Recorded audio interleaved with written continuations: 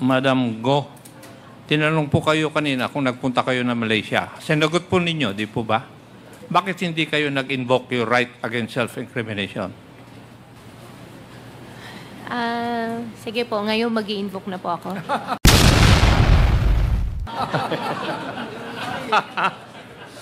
Sorry. Kasi you can ask your lawyer na kung hindi naman connected dun sa mga kaso na i-final sa'yo, in numerous decisions of the Supreme Court, pwede kayong sumagot. Ano po ang kaso na hindi nyo pwedeng sagutin yung katanungan ko? You can ask. You can Your lawyer. confer with your lawyer.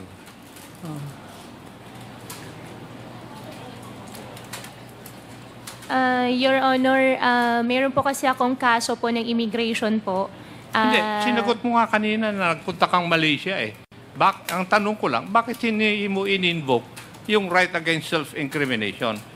Ngayon, tinatanong ko, bakit ngayon i-invoke mo? Mas naintindihan ko na po yung rights ko po ngayon, Your Honor. Ano po? Mas naintindihan ko na po yung rights ko po, Your Honor. So, ibig sabihin kanina, hindi mo naintindihan yung karapatan mo. After numerous hearings doon sa Senado, ngayon mo lang naintindihan yung rights mo? Samantalang ini-invoke mo ng 1,000 times? Huwag mo kaming tanga, iha. Di ba? Kasi nagtataka lang ako, ini-invoke mo palagi yung right against self-incrimination eh. Pero wala namang connection dun sa mga kasong pinahal sa'yo.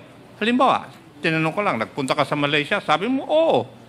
Pero ngayon tinatanong ko, bakit hindi mo in-invoke? Ini-invoke mo ngayon yung right against self-incrimination mo. Niloloko mo na kami. Tama yung sinabi ng aking mga kasamahan. You are making a mockery of the citizens of this country. Kasi hindi ka taga rito. Thank you, Mr. Chair. Thank you, Congressman Acop. The next interpellator is Congressman Benny Amante. You are recognized. Thank you, Mr. Chair. Hello, Cassie. Cassie and Alice. Hello.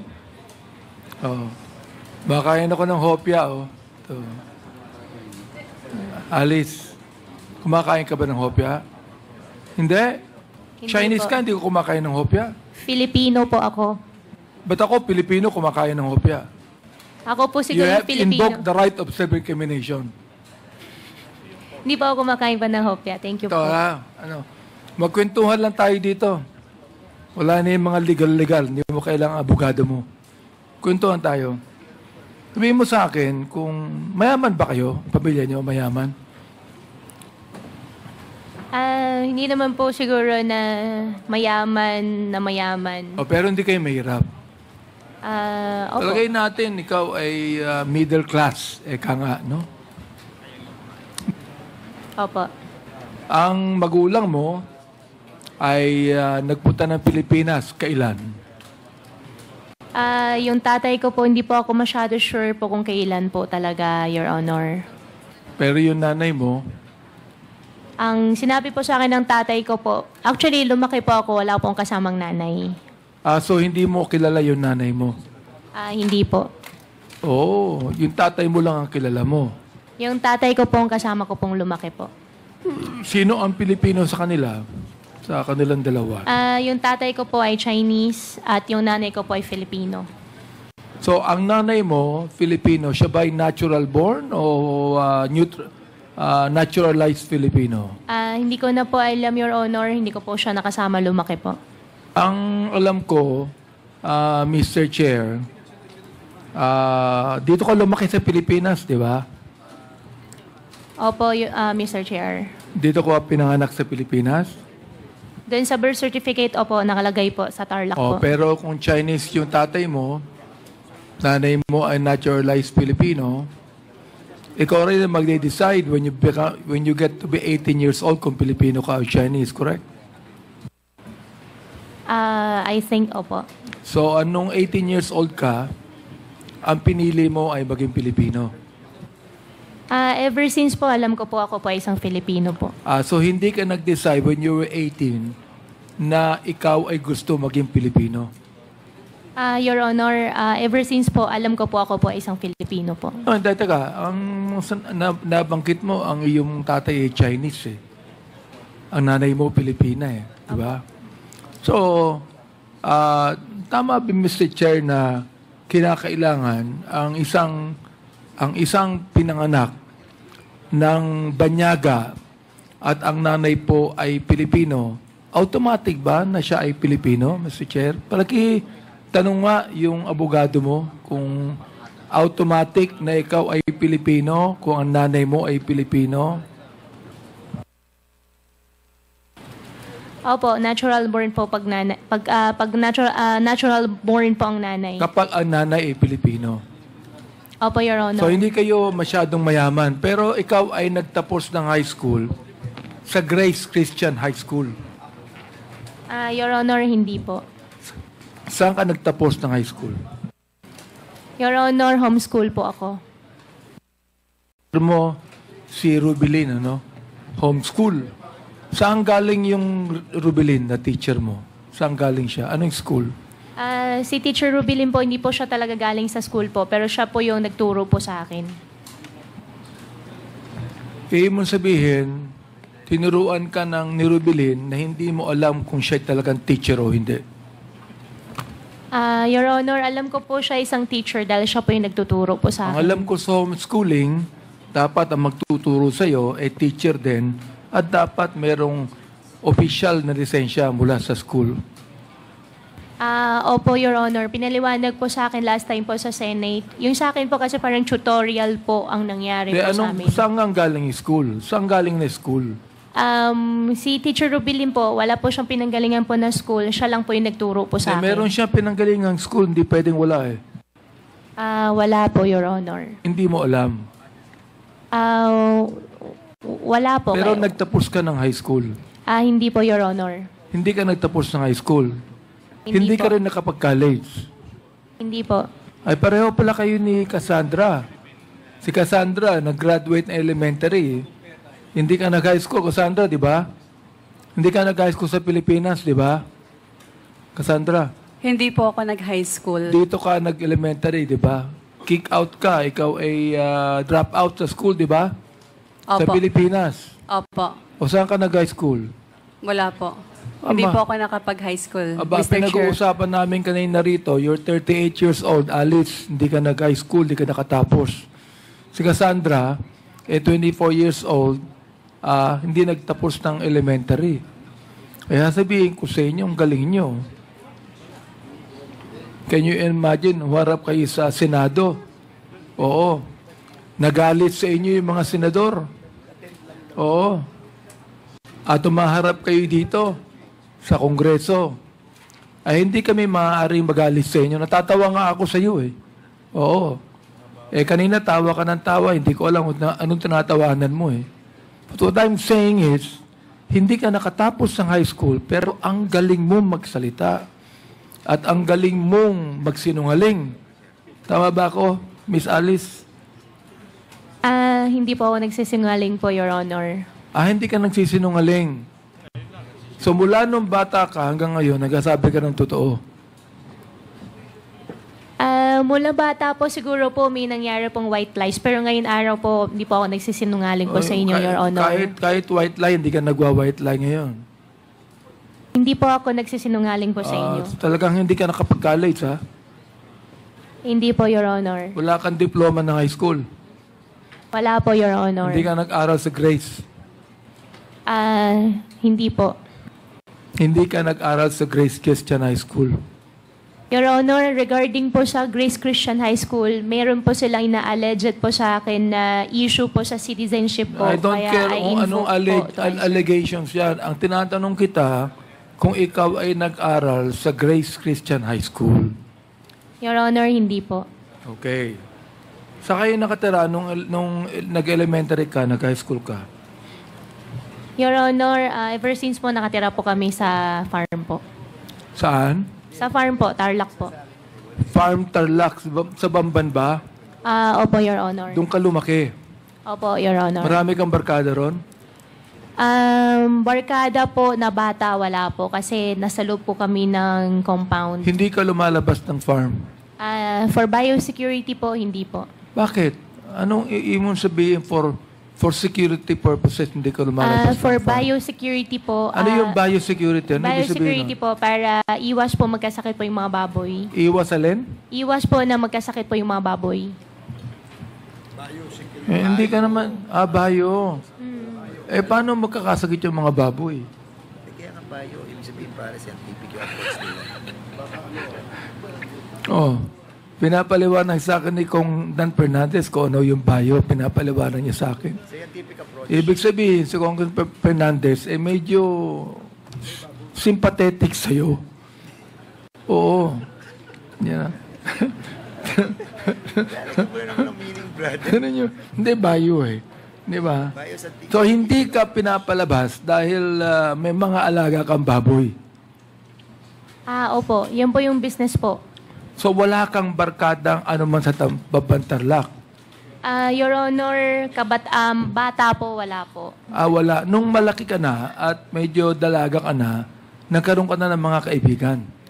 Meron po, supplier ng mais, supplier ng saan? gamot. Taga saan? Taga Banban din. Meron pong taga-Bamban, meron din pong taga-Concepcion, Okay, taga-Kapas. kung ikaw ay hindi nagkaroon ng barkado nung bata ka pa, paano ka naging mayor ng Bamban? Kasi alam mo, nung ako naging congressman, Opo. marami kong kaklase ron sa distrito ko eh. Opo. Oo, marami kong kaklase sa distrito ko. Wala akong masyadong kamag-anak, pero yung mga kaklase ko, yung mga barkada ko, tumulong sa akin. Pero ikaw, nakakapagtaka, hindi ka nag-graduate ng college, no? Wala kang masyadong barkada sa Bamban, pero naging mayor ka ng Bamban. Bakit? Your Honor, ang tumulong po sa akin, yung former po na mayor, minigay po niya sa akin yung line-up po niya at mga leaders po niya. Yung former mayor ang tumulong sa'yo. Opo. Anong pangalan po nung former mayor? Mayor John Feliciano. Mayor Feliciano. Opo. Siya po yung barkada nyo, Miss Alice. Opo, kaibigan. Opo. Yung pong acting mayor ngayon, na vice mayor dati, siya po yung barkada nyo rin. Acting mayor po na vice mayor po dati, siya po yung ka-line up ko po. Barkada mo rin siya. Opo, kakilala ko Andito rin siya, po. Mr. Chair, no? Opo. Yung pong acting mayor po ng Bambantarlac, sino po sila? Ano nga po? Ayan, kayo po. Oo. Ito po bang si Miss Alice Goo, barkada nyo?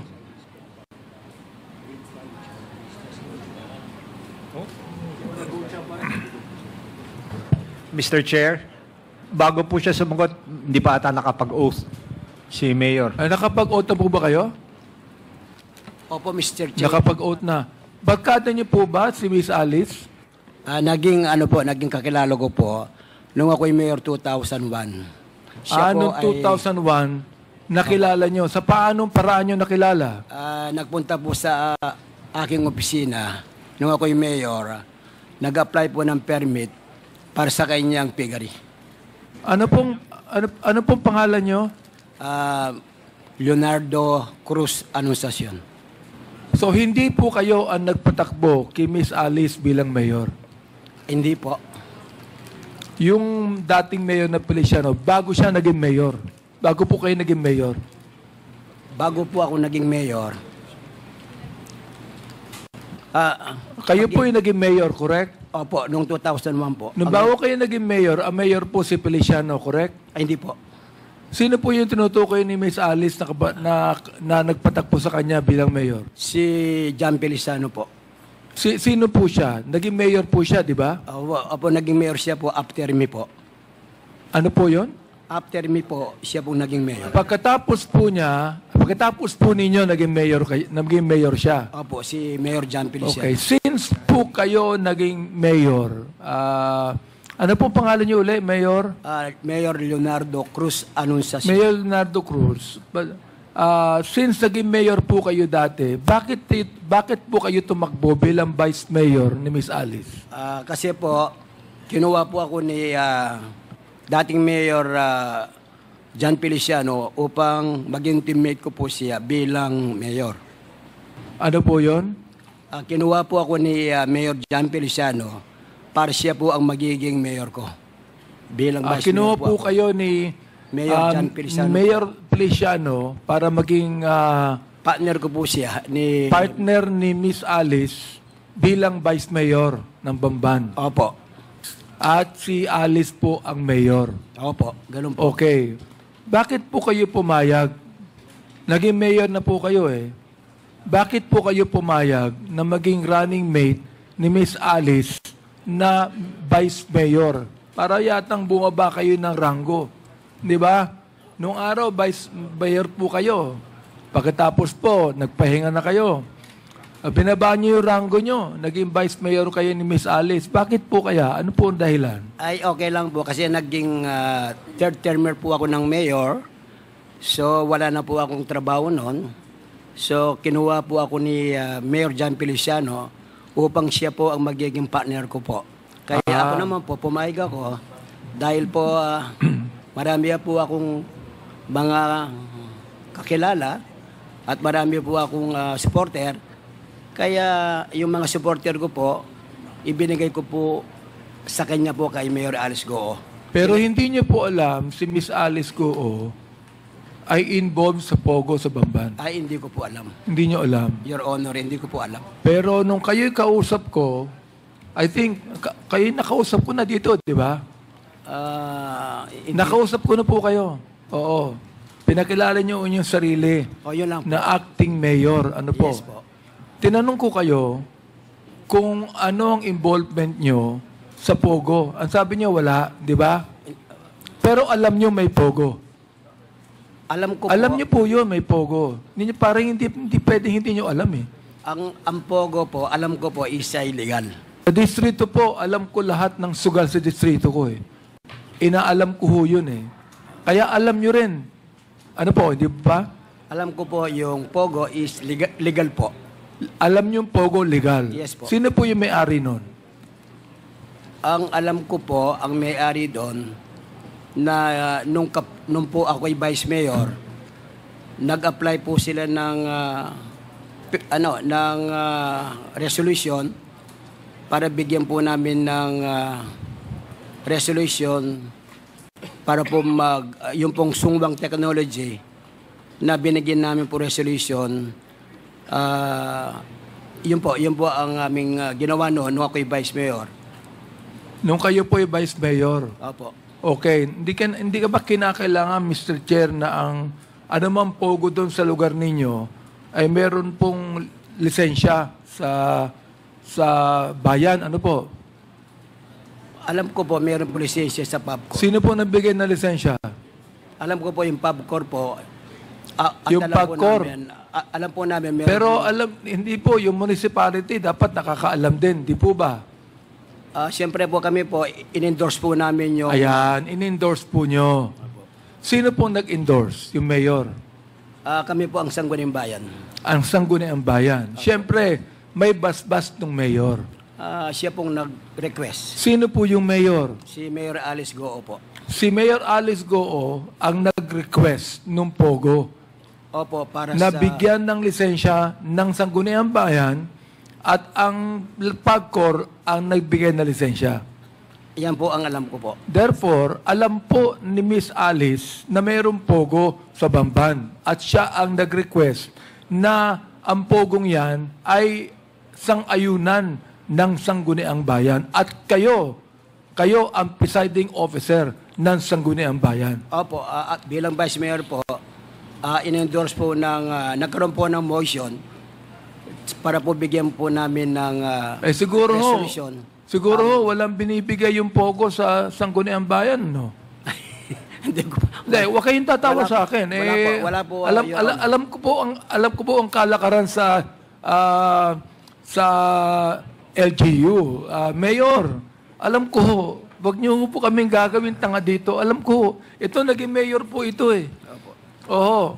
Kaya ang tanong ko lang sa inyo ito, siguro, hindi ko naman sinasabi sa inyo meron eh.